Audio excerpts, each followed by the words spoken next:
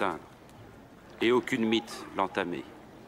ya aho umujura atagera Car cyangwa là se où est ngo votre trésor, là bwangirike, aussi sera votre cœur. kuko aho ubutunzi bwanyu buri niho umutima wanyu uzaba. Hari uri kuza aho ngaho arwaye icyo bita inyonjo mu kinyarwanda.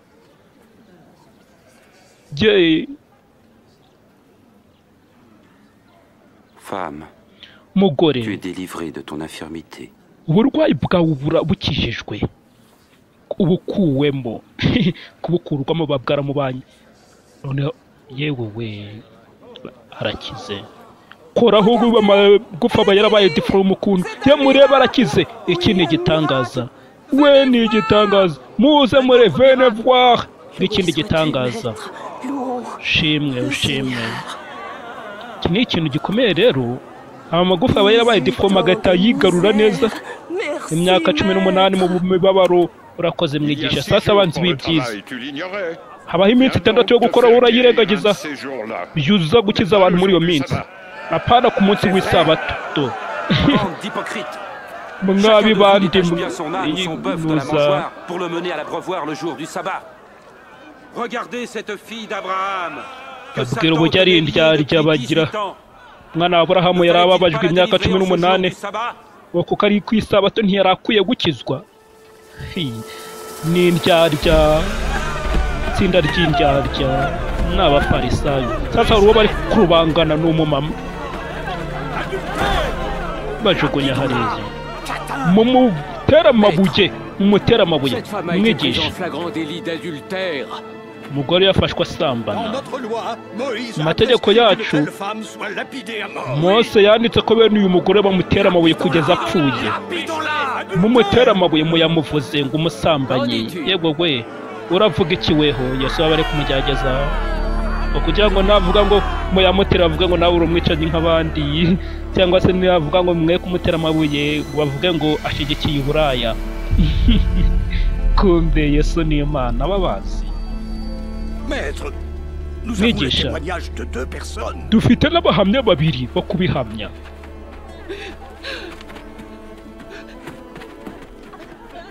Kandi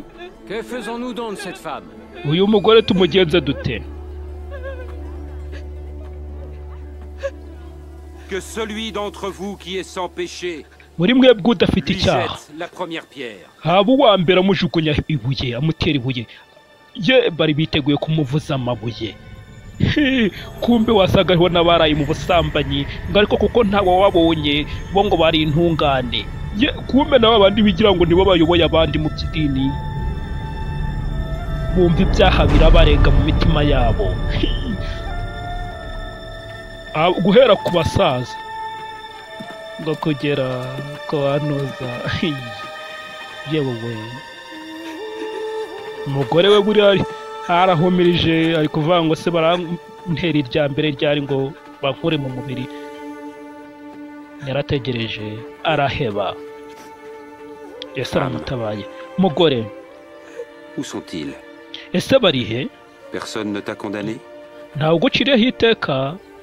Personne, Seigneur. Ngo ntawe databuja? Alors je ne te condamne pas non plus. Nanjye ntabwo nkuciraho iteka.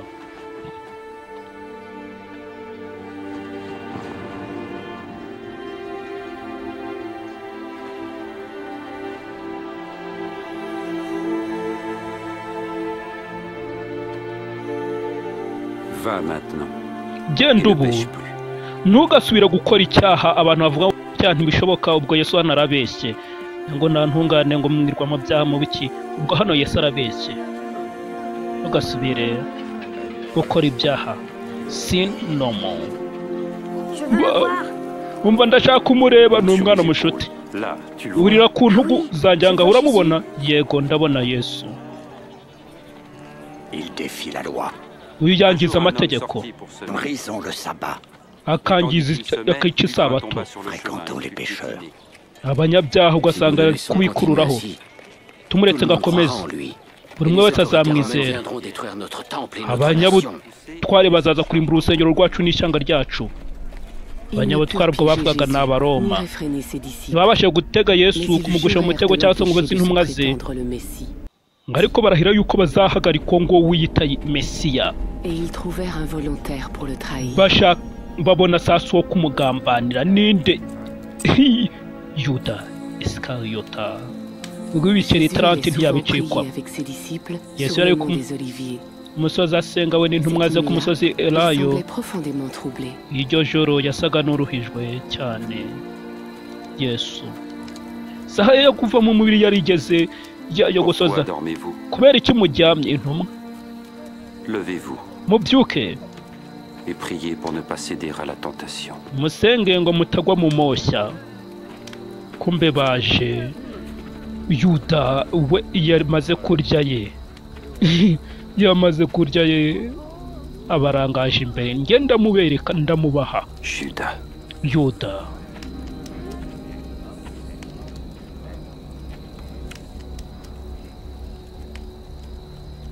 C'est par un baiser que tu trahis le fils de l'homme. uragambanishiriza umwana w'umuntu akabizu mwigisha dufite intwaro zacu Petero ntiyawe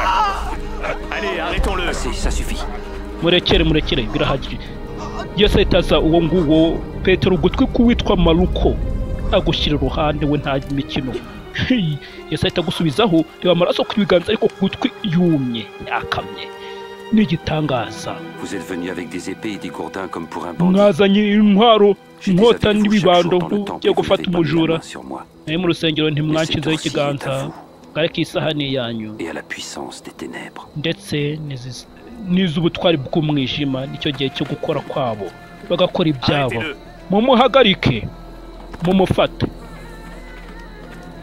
Yesu barajya inshuti ye yaramugambaniye abana bari kumva ya nkuru umwe mu ntumwa ze abantu twari tuzi neza ndetse tunamwizera mumurinde neza ni Mariya Magadalena niwe ukiri kubara iyi nkuru bw'iryo joro bamubwiye nabi baramukubita tubwire ugukubise ngo hanura rero ninde ugukubise bari kumukina ku mabyino we murekere ndavuze ngo murekere mumujyane mu nama jyanye mu ntuza ye kumuteraniraho sinzi ya byari ku bwacu ariko umuntu utakiye Yesu Kristo abagira ngo ibinge bari we bizagirirwa kandi ahubwo birenze kuzimu muri Gehinomu tubwire mbese uri Mesiya nabibabwira ntabwo mwabyizera Et si je vous pose la question, vous n'y répondrez pas. nanababaza n'ikibazo ntimwagisubiza Mais dès maintenant, le Fils de l'homme sera assis à la droite du Dieu très puissant. mwana w'umuntu azaba iburyo Tu es donc bw'ishobora le Fils byose de Dieu. noneho uri umwana w'Imana Oui, tu le dis. yego urabyivugiye Qu'avons-nous encore besoin de témoins? wumva noneho abahamya turacyakeneye abikira niko uyu atutse Imana arigeranije ngo abahamya turacyakeneye abiki mba twese ibi avuze turabyumvise Amenons-le devant Pilate. mumujyane kwa Pilato Allez Alors, ils le menèrent devant le gouverneur romain, Ponce Pilate. bamujyana kwa Pilato guverineri w'Abaroma Pilate était responsable de la crucifixion de milliers d'hommes. nguyu we nta mbabazi yari yibambye abantu benshi murashaka iki muri iki gitondo uyu yateje rwasera mu bantu urusengero naho barabibureze ari kwigira umwami ari kwigira Mesiya ngo umwami uri umwami w'Abayuda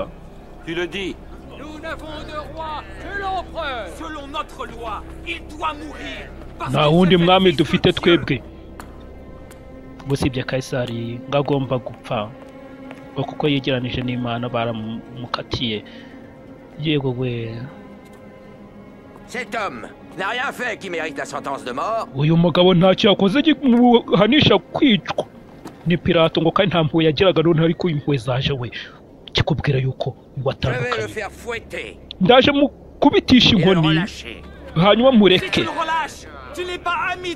reka n'umurekuru uraba utari inshuti ya Kayisari ntabwo bashaka ibyo ngibyo by'ibiboko se bamukubita ibiboko ngo kugeza apfuye bo nibyo bashaka ariko urwango rwa Satani ari gukora mumubambe yego mumubambe ibyo barimo Fouettez-le.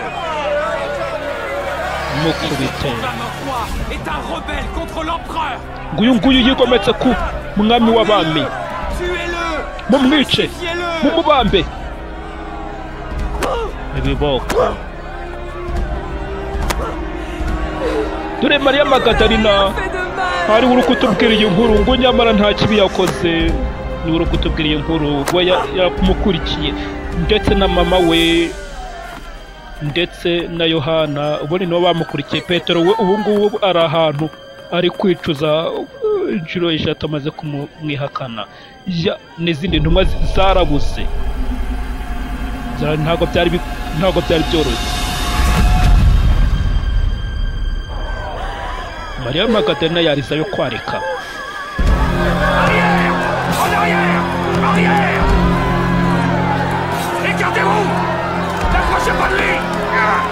wejya iruhande wimwegera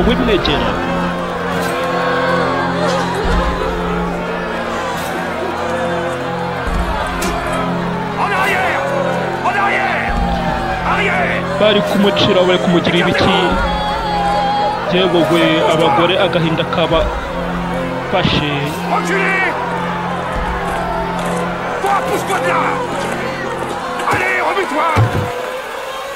urutu ruraremereye haguruka urutu ruraremereye cyane banamuhaye n'ibiboko wowe wikorera wowe umutwaze sha havanze havanze ni abasirikari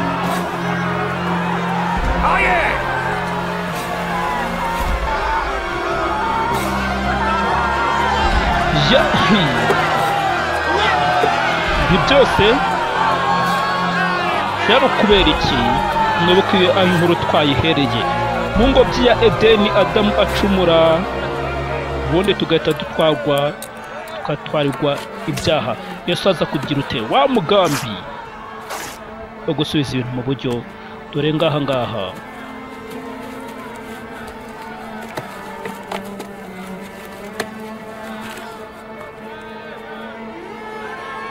ibisumari byarakuze no kubireba watinya.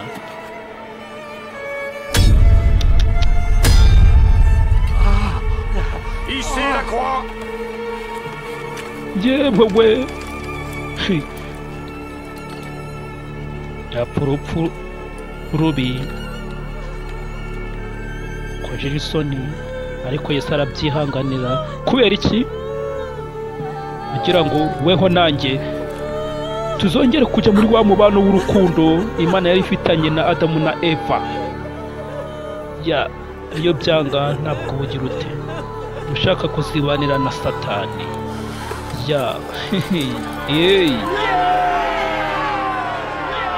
hanyuma y'ubuyobozi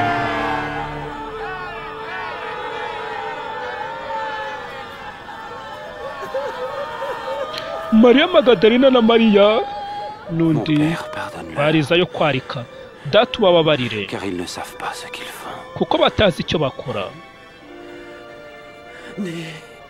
ariko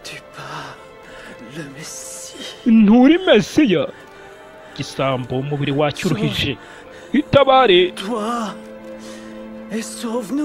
natwe udukize. umubiri wacyo we ntabwo utinya Imana kigenzi cyacyo yakiriye igihano nk'icyawe kandi we nta kibi yakoze. Yesu uzanyibuke igihe uzaza uri nk'umwami ndabigusezeranya. uyu munsi uzaba muri paradizo. aujourd'hui tu seras au paradis avec moi hamwe nanjye turabana muri paradizo. yewe we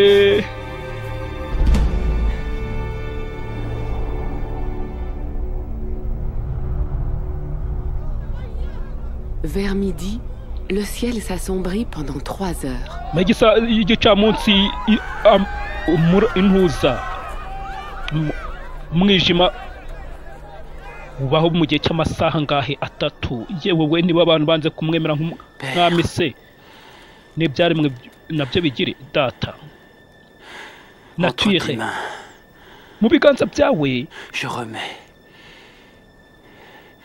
mon esprit. niho nshize umwuka wanjye ya nature ibyaremwe byo bigomba kumenya nk'umwami intuza ubwira kabiri bwamaze amasaha 3 pe mukuru uyu muntu yari umukiranutsi nibwo babimenya akimara kuva mu mubiri akimara gupfa nibwo babimenye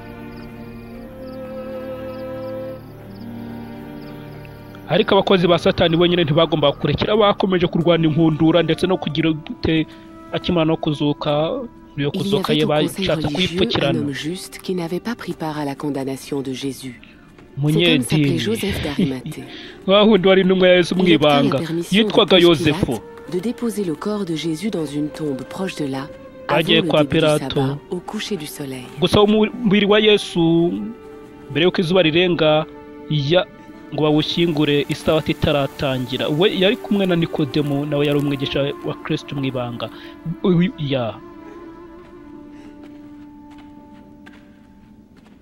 Excuse-nous. Nous suivons le corps de notre Seigneur. Turakurikira umubiri w'umwami wacu. Vous êtes les bienvenus. Muhawe ikaze. Mais venez. Ariko muzi. Le sabbat approche. Isabato iregereje.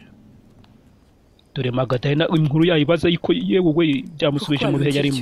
Kubera iki bamwishe? S'il était de Dieu, pourquoi les a-t-il laissé le tuer? Niba yari Imana kuki yabemereye ngo bamwice? J'ai posé toutes ces questions. Nanjye nibazaga bene ibyo bibazo. Jésus avait autorité sur les esprits mauvais. Yesu yari afite ubutware ku myuka mibi n'abapfuye baramwumviraga. N'aurait-il pas pu les arrêter? Ubwo ntiyari akwiye kubabuza ngo Je l'ai suivi pendant 3 ans. Namukurikiye imyaka 3.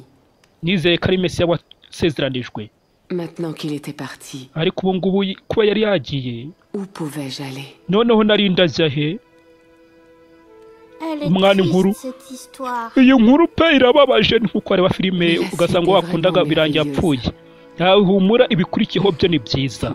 Mwana inkuru humura ibikurikiyeho ni byiza. Ntabwo inkuru yari yagira finali. Le 3e jour après que Jésus ait été crucifié, nous sommes retournés à la Umunsi wa gatatu ku cyumweru mbere Yesu abamubambye bagiye kugira ate kumukira imibavu ku mubiri we ikibuye cyeguweho cyakuweho bababyeyi bo ntabwo bari baramukunze urugo gupfa gupofoka bari baramupofotse Kristo niko bimeze natwe tuba twaramupofotse Yohana Yakobo Petero mwumve ibuye ryakuweho ku gituro twinjiye ntawe ikintu cyakikiriho n'umubiri we ntawe umwami wacu bamukuye mu gituro ntabwo tuzibamujyanye guki ngo nta mubiri ugihari bishoboka bite namwe mugende mwirebera ubwanyu yewe we ibyo ntibishoboka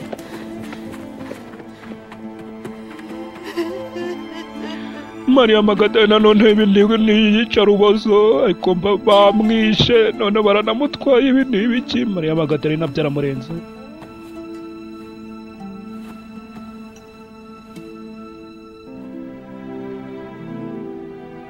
Après avoir examiné la tombe, nyuma yo kureba mu gituro Petero yaragarutse asanga izindi ntumwa bindi bigisha ngewe nguma hanze nibaza ndira Les soldats l'ont sûrement pris.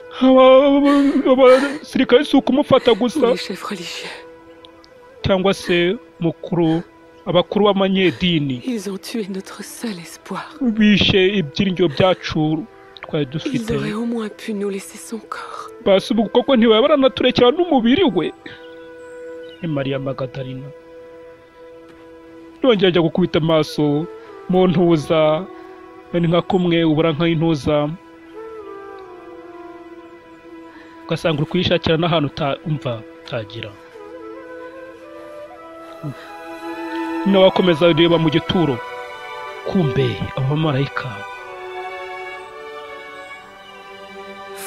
mugore ese kubera icyo uri kurira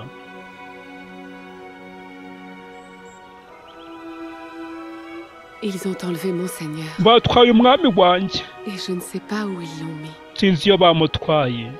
Femme. Mugore indijwi riri muhamagara inyuma. Pourquoi pleures-tu? Kubera icyo uri kurira? Qui est-ce que tu cherches? Urugo ushaka nde kumbe? Seigneur. Si c'est toi qui l'as emporté. niba ari wowe wamutwaye ntabwo yari yamenye ko ari Yesu mbwira wamujyanye maze njye kumushaka kumbe ntabwo azi ko ari Yesu nabonye ni Mariya uyu niwe uri kutwarira iyi nkuru Mariya Magadalena kumbe ahitamo niweho mwigisha cyo winkoraho car je ne suis pas encore retourné vers mon père. kuko ntari nazamuka kwa data. Tu es vivant, Seigneur. Ye uriho mwigisha. Va apporter cette nouvelle à mes frères. Iyo nkuru yishyire bene data. Tu ne nous as pas abandonnés. Ntabwo wadutaye. Tu ne nous as pas oubliés. Imana ntabwo yatwibagiwe. Dis-leur. Genda ubabwire. Inkuru yewe. Mbonye data bujambo. J'ai vu le Messie. Mbonye Mesiya. Umunezero wamutaha. Il était vivant? We yariho. Oui. Yi. Comment? Gute se abana? La mort ne pouvait le garder. Urupfu ntirwabashije Alors pourquoi kumugumana. devait-il mourir? Kubera iki none yapfuye kugira ngo aneshe urupfu. Oh, je ne compris pas ce jour-là. Icyo gihe ntabwo nabyumvaga ariko ibikurikiyeho Yesu yatuganije inshuro nyinshi atwigisha mbere yo kuza kwa Kristo mu isi abahanuzi bari barabihanuye mu byanditswe ko Mesiya wahanuwe azababazwa. Yesaya yarabyanditse yakomerekejwe ku byaha byacu ashenjagurirwa ibicumuro byacu. Igihano cyaduheshaga amahoro cyakiri kuri we ku mibyimba ye niyadukirisha ni Yesaya wabyanditse. Muhanuzi Mose nawe yarabivuze ngo umanikwa ku giti uwo aba yavumwe n'Imana. Igihe Yesu yapfiriye ku musaraba yashyizeho kuri we umuvumo wacu uwanjye w'ibyaha n'urupfu. Yesu yabyishyizeho umuvumo. Igitambo cye no kuzuka kwe byatubohoye urupfu n'ubutware bw'umwijima n'ubuzima bw'ubwoba n'ikimwaro. Ibyo yarabitubohoye.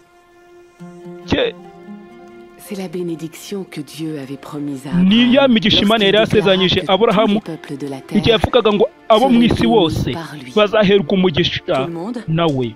Buri mwe wese n'abagore wa wundi twatangiye tuvuga ngo we ntabwo Imana imuzi avuga ngo ntabwo Imana imuzi.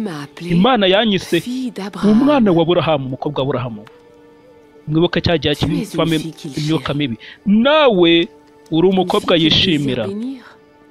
Umukobwa yishimira umugisha.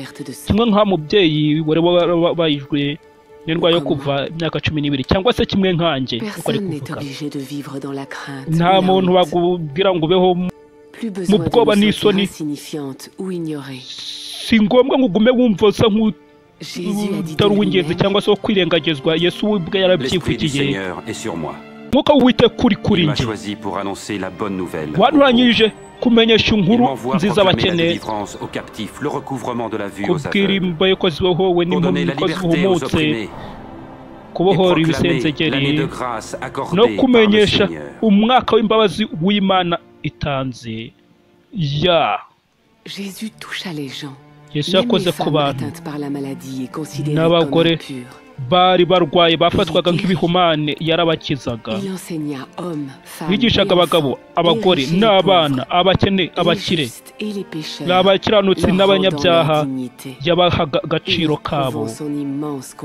Bigaragaza impuhwe ze zihebuje. Yakizaga abantu, yirukankana imyuka mibi, abohora abagabo n'abagore baboshwe n'iyo Satani, kagaragaza ubutware bwe ku kibi n'iki. Yazanaga mu buzima abahungu n'abakobwa agaragaza ubutwari bwe yewe no ku rupfu. Yego imyuka mibi na Satani bari biziringiye intsinzi igihe Yesu bamwambye ku musaraba, ariko Yesu yarazutse anesha ikibi cyose, ubutware bw'umubiri n'urupfu. Yewe uwo ni Mesiya umwana byamuryoheye. Mesiya wenyine woherejwe n'Imana isumba byose niwe wakora bene ibyo bitangaza Yesu yakoze. Umuntu wenyine w'umunyempuhwe kandi ufite imbaraga, ukwiye ukwizera nka Yesu, ukwiye kwakira icyizere cyacu no kumuramya, niwe wenyine ni Yesu bikwiye. Igihe Imana yaremye isi, yaremye umugabo n'umugore ngo bahe mu maso yayo bakumva mu byishimo byayo. Nibyo yari yigambiriye. Mais nous ne l'avons pas cru. Et lui avons désobéi. ariko ntabwo twizeye maze turayisuzugura. Icyo gikorwa cy'isoni cyadutandukanyije n'Imana, cyangiza umubano w'urukundo hagati y'umugabo n'umugore. Natwe twarayisuzuguye. Ibyanditswe bivuga yuko twese twakoze ibyaha. Ingaruka z'icyaha ni urupfu no gutandukanwa n'Imana. Mais Dieu ne voulait pas nous voir séparés de lui et de son amour. Ariko Imana ntiyashaka ngo dutandukanwe nayo n'urukundo rwayo, ngo tubeho n'isoni n'ubwoba. Nuko yohereje intama ngo ipfe mu mwanya w'umwana wa Aburahamu, Imana yohereje Yesu kudupfira. Ubuzima bwa Yesu, urupfu rwe no kuzuka kwe byagaruye wa mubano hagati y'Imana n'abantu bayizengurutse bakamukurikira. Haleluya, bakurikiye Kristo. Uwo mubano mwiza w'urukundo hagati y'Imana na shobora byose ntabwo ijya irangira kabone naho twapfa. Umunyabyaha ku musaraba agiye gupfa yiringiye Imana. Imana yamusezeranya uyu munsi tuzabana muri paradiso. Wizera Kristo acika igihano cy'iteka akabana n'Imana by'iteka. Haleluya. Yewe gute uyu byamuyobeye? Ari ukumukurikira mu kwizera niho binyurira mu kumukurikira wizeye. Gute yanyemera? Yaranyemeye na Mariya yaramwemeye. Gute ubizi? Ubimenya ute? Kumwizera ukamubaza ukamubwira dusenga Imana ivuga ya ushaka kujya kibazo urayibaza. Data wo mu ijuru, urera urakiranuka, ndagushimira ko unkunda, nagucumuyeho n'isengesho. Ndagushimira ko wohereje Mesiya wasezeranijwe Yesu kwirukankana isoni no guhamwa n'ibyaha. Ndagushimira ko yapfiriye mu cyimbo cyanjye. Nzakurikira umucunguzi wanjye uriho. Ndagushimira ko wambabariye no ukananyemera n'isengesho. Amen. Amen. Amena. Amena. Amena. Merci. Urakoze, urakoze. Jewe we Mariya Magadalena inkuru yayitunyuriyemo ubaza tukugera ku musozo. Yesu yaravuze ngo intama zanjye zumva ijwi ryanjye, ndazizi ndetse zirankurikira. Intama ya Kristo yumva ijwi rye ikanamukurikira. Erifka irakuzi wa undi twatanganye mvuga ngo ntimuze ngo kandi nta n'ubanza utanamubona, none ngira nagukunda. Ngiyo ni intangiro y'umubano utarangira witeka. Ugenda ukura ukurushaho kumenya kandi ukanamuwizera. Ukurira mu kumvira ijambo ryayo no gusenga mu kwizera, ukanumva abamukurikiye, ukanamubwira abandi, ukagumisha umutwe iby'Imana yavuze, Yesu yavuze. Imana ibarinde ibaha umugisha.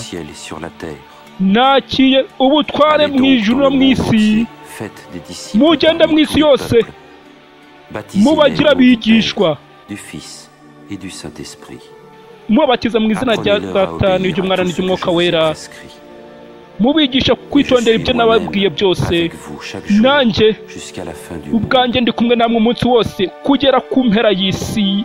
Yewe we ubanza filime igeze ku musozo wa Demantize mwese muri Kristo twakora turi kuri attaque de l'évangile bagwa twasona ubutaka Kristo akomeza kwaza ibyiza muri yatanga turi kwaza atanga yakomeza abasage. Iyo tuzabana mu gasereka cyo gukurikira le prophète Joseph, umuhanuzi Yosefu. Bye.